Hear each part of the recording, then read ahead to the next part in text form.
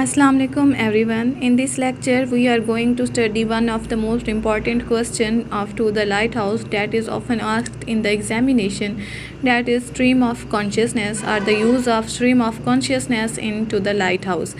In this lecture we are going to cover the origin and who coined this word stream of the consciousness and how Virginia Woolf shape this etiquette term and how Virginia Woolf uses stream of consciousness technique in his work to the lighthouse. अगर अभी तक आपने मेरा channel subscribe नहीं किया जल्दी से subscribe button press करें. So let's start our lecture. ये जो टर्म है स्ट्रीम ऑफ कॉन्शियसनेस या ये जो फ्रेज़ है stream of consciousness first of all use किया था विलियम जेम्स ने अपनी बुक के अंदर the principles of the psychology in 1890 और फर्दर इस पर जो है वो Marcel in France, James Joyce in Ireland and M Richardson in England further उन्होंने इन सारे राइटर्स ने इस टाइप के नावल लिखे. लेकिन इस टेक्निक को स्ट्रीम ऑफ कॉन्शियसनेस की टेक्निक को वर्जीनिया वुल्फ ने एक प्रॉपर शेप दी, ठीक है, और एक एडिकेट रिफाइनमेंट की. So we can say literature is stream with the wreckage of the man who have minded beyond the reason the opinion of the other. Okay, let's move toward its definition. तो stream of consciousness की एक proper definition क्या है? Stream of consciousness एक style है, ठीक है.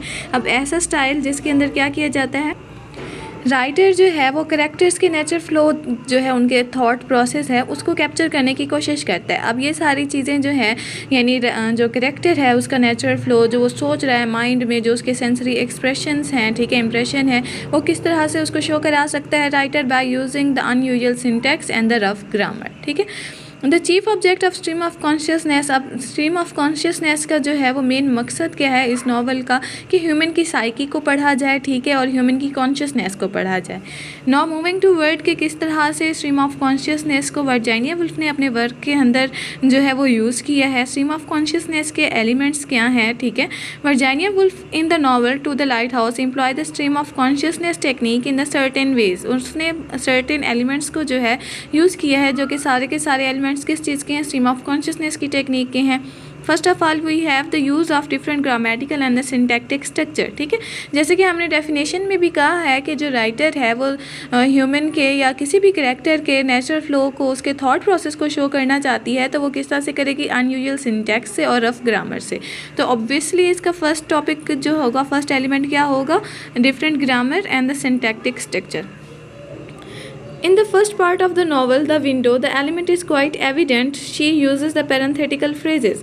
अब क्या है, first part of the novel में जो है ये एलिमेंट यानी जो है ग्रामर और स्ट्रक्चर जो है उसका डिफरेंट, ये बहुत ही वाज़ेह तौर पर बताया गया है. राइटर ने जो है इस चीज़ को प्रोमिनेंट करने के लिए पैरेंथेटिकल फ्रेजेस इस्तेमाल किए हैं. पैरेंथेटिकल फ्रेजेस क्या होते हैं, यानी कि ब्रैकेट के अंदर कुछ एक्स्ट्रा इन्फॉर्मेशन को ऐड करना.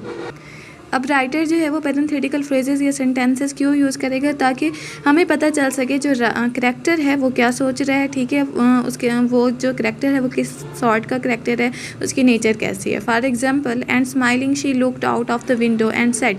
इधर ये किसकी बात हो रही है, मिसेस रामसे की बात हो रही है कि वो विंडो के साथ ठहरी होती है और मुस्कुरा रही होती है और जो है वो क्या सोच रही होती है, thinking to herself nothing on the earth can equal this happiness, के जो है एक हैप्पी फैमिली की हैप्पीनेस से ज़्यादा और कुछ नहीं है. तो ये जो एक्स्ट्रा इन्फॉर्मेशन जो है वो ऐड की गई है इनटू द पैरेंथेसिस, ठीक है, ये किस चीज़ को शो करती है, स्ट्रीम ऑफ कॉन्शियसनेस को शो करती है, जो कि जो है करैक्टर की थिंकिंग को शो कर रही है कि राइटर क्या जो करैक्टर है वो क्या सोच रहा है वहाँ पर विंडो के साथ ठहर के. और इसी तरह जो सेकंड पार्ट है नावल का उसमें भी पैरेंथेसिस यूज़ की गई है. अब किस चीज़ को शो करने के लिए पैरेंथेसिस यूज़ की गई है, the phenomena of death, death के फेनोमेना को शो करने के लिए, और फिर जो करैक्टर्स हैं उनके या फिर उस जो डेथ का फेनोमेना है उसके रिगार्डिंग डिफरेंट करैक्टर्स के क्या पर्सपेक्टिव हैं उसको शो करने के लिए. ओके, नेक्स्ट एलिमेंट क्या है, नेक्स्ट एलिमेंट है द यूज़ ऑफ रिपीटिशन. अब जाहिर है थॉट प्रोसेस है, इंसान का जब सोचता है तो रिपीटेटिव थॉट्स भी इंसान के माइंड में आती हैं. तो ये जो रिपीटिशन है ये डायरेक्टली रिलेटेड किस चीज़ से है, जो है वो स्ट्रीम ऑफ कॉन्शियसनेस के प्रोसेस से रिलेटेड है कि जो करैक्टर्स हैं या इंसान जो है वो बार बार रिपीटेटिव चीज़ें जो हैं वो सोचता रहता है. For example, in the second part second part the time passes, इसमें जो है वो रिपीटेटिव इमेजरी शो की गई है। किस चीज़ की रिपीटेटिव इमेजरी शो की गई है? डेथ की और डार्कनेस की, ठीक है, जो कि मिस्टर रामसे और मिसेस रामसे की फैमिली पर जो है वो छा जाती है 10 सालों के अंदर। अब किस तरह से डेथ की इमेजरी, क्योंकि मिसेस रामसे की डेथ हो जाती है और इनकी बेटी जो है वो ड्यूरिंग द चाइल्ड बर्थ वो जो है उसकी डेथ हो जाती है। और लास्ट पार्ट में किस तरह से है इसको शो किया गया है, the idea of harmony and the completion of journey of Ramses and the Lily Briscoe's painting. अब किस तरह से इनके लिली ब्रिस्को एंड में आके उसकी पेंटिंग जो है वो कंप्लीट हो जाती है। अब उसने शुरू कहाँ से की थी? शुरू 10 साल पहले उसने वो पेंटिंग बनाना शुरू की थी और 10 साल बाद आके उसकी वो कंप्लीट होती है वो पेंटिंग, ठीक है। नेक्स्ट है the changing expression and the thoughts, ठीक है। अब क्योंकि stream of consciousness thought process से रिलेटेड है तो जाहिर है उसमें जो है कैरेक्टर्स की किस तरह से एक्सप्रेशन और थॉट प्रोसेस जो वो चेंज हो रहा है वो भी हम डिस्कस करेंगे। इन the novel the Mrs Ramsay characters is revealed through her thoughts. अब नॉवल के अंदर जो है मिसेस रामसे का कैरेक्टर हमें किस तरह से पता चलता है वो किस टाइप की कैरेक्टर है उसके थॉट प्रोसेस से। And all the lives we ever lived and all the lives to be are full of trees and the challenging life. अब इसमें क्या है कि वो सोच रही है कि जितना भी हम ज़िंदगी गुजार चुके हैं वो सारी की सारी मुश्किलात से भरी है, ठीक है। इंसान ज़ाहिर है किसी की भी इजी लाइफ नहीं होती। अब हमें ये बात किस तरह से पता चली है कि मिसेस राम से अपनी लाइफ को किस तरह से देख रही है, जो है वो चैलेंजेस के तौर पर देख रही है, उसके थॉट प्रोसेस से हमें पता चला है।